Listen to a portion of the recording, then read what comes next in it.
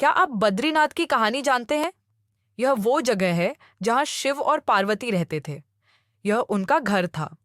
एक दिन नारायण यानी विष्णु के पास नारद गए और बोले, आप मानवता के लिए एक खराब मिसाल हैं। आप हर समय शेषनाग के ऊपर लेटे रहते हैं। आपकी पत्नी लक्ष्मी हमेशा आपकी सेवा में लगी रहती है और आपको लाड़ करती रहती है। इस ग्रह के अन्य प्राणियों के लिए आप अच्छी मिसाल नहीं बन पा रहे हैं।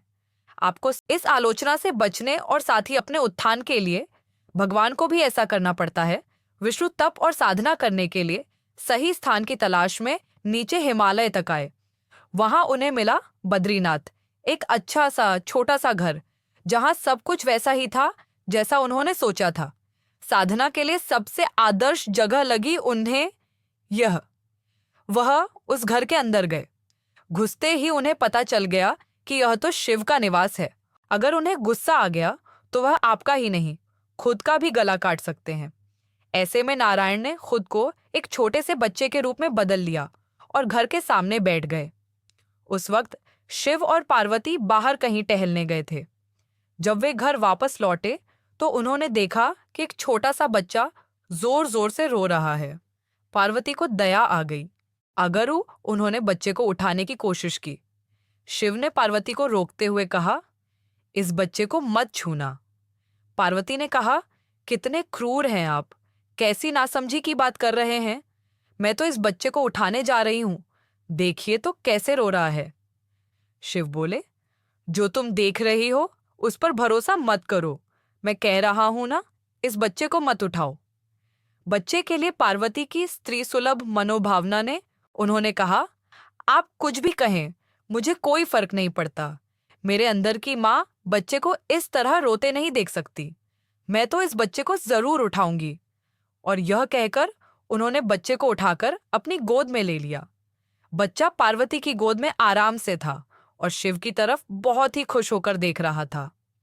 शिव इसका नतीजा जानते थे, लेकिन करें तो क्या करें, इसलिए उन्होंने कहा, ठीक है, चलो देखते हैं। पार्वती ने बच्चे को खिला पिलाकर चुप किया और वहीं घर पर छोड़कर खुद शिव के साथ गर्म पानी से स्नान के लिए बाहर चली गईं। वहां पर गर्म पानी के कुंड हैं। उसी कुंड पर स्नान के लिए शिव पार्वती चले गए। लौटकर आए तो देखा कि घर अंदर से बंद था। शिव तो जानते ही थे कि अब खेल शुरू हो गया है। पार्वती हैरान थी कि आखिर दरवाजा किसने बंद किया।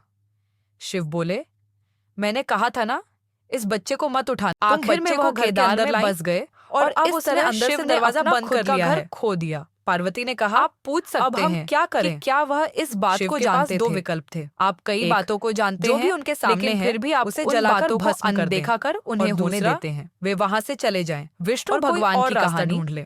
जब विष्णु ने शिव को मुश्किल से बाहर निकाला, कहीं और चलते हैं। यौगिक कथाओं में तो तुम्हारा कई कहानियां हैं जिनमें बताया गया घर के अंदर शिव की करुणा और अब उसने अंदर से दरवाजा बंद कर लिया है और इसलिए मैं इसे छू भी नहीं सकता।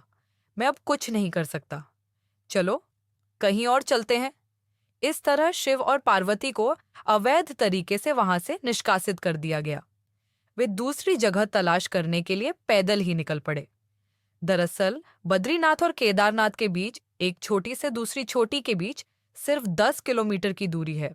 आखिर में वह केदार में बस गए और इस तरह शिव ने अपना खुद का घर खो दिया। आप पूछ सकते हैं कि क्या वह इस बात को जानते थे। आप कई बातों को जानते हैं, लेकिन फिर भी आप उन बातों को अनदेखा कर उन्हें होने देते हैं। विष्णु भगवान की कहानी। जब विष्णु ने शिव को मुश्किल से बाहर निकाला। यौगिक कथाओं में ऐसी कई कहानियां हैं जिनमें बताया गया कि शिव की करुणा कोई भेदभाव नहीं करती और वे किसी की इच्छा पर बच्चों की तरह भोलापन दिखाते हैं। एक बार गजेंद्र नामक एक असुर था।